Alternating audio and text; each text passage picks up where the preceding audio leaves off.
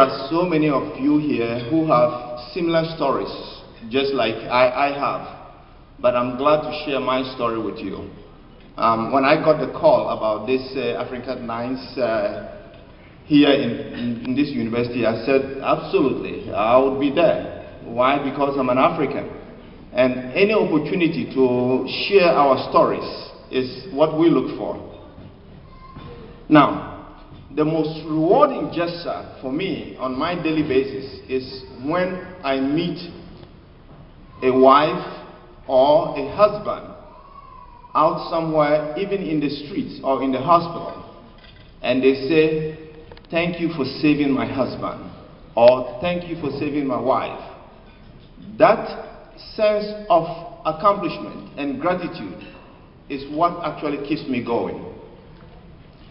And I get that very often for just doing my job.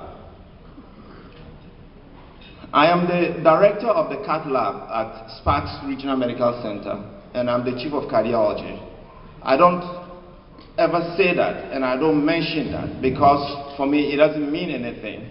And what I tell people is I'm just one of the doctors, and I don't talk much about it.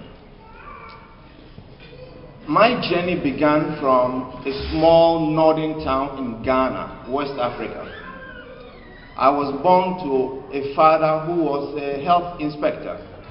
My mother worked in the kitchen pantry. I went off to school like any other child, and when I was growing up, we had a big round house.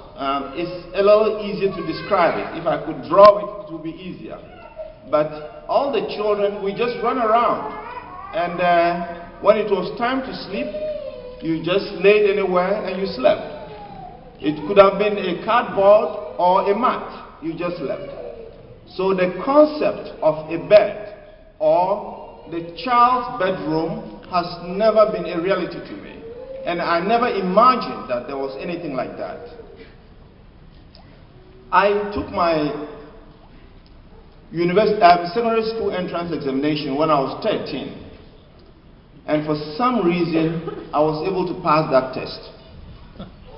And I was shipped to secondary school, which is the high school equivalent over here. So at the age of 13, I was in the boarding school.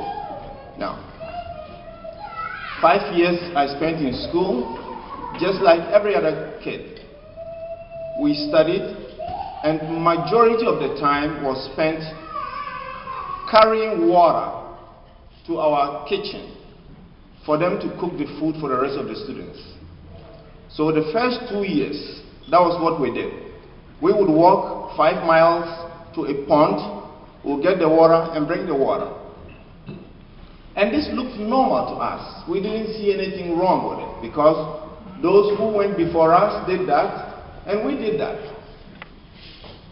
So at the end of 5 years, I took the advanced level certification exams, and I was told they were withholding my results for quote-unquote irregularity. At the age of 15, I couldn't understand that. I thought that was the end of my world. And so I came back home, depressed, didn't know what to do.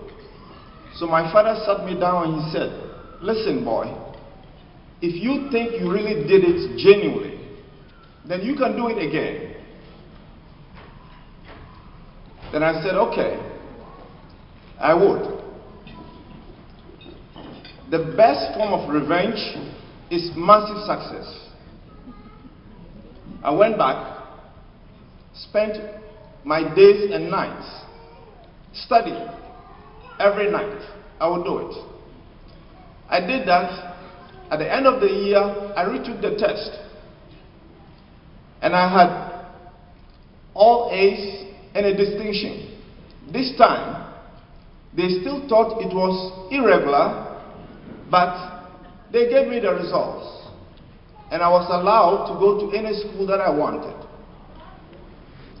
At that time, I didn't know what I wanted to do.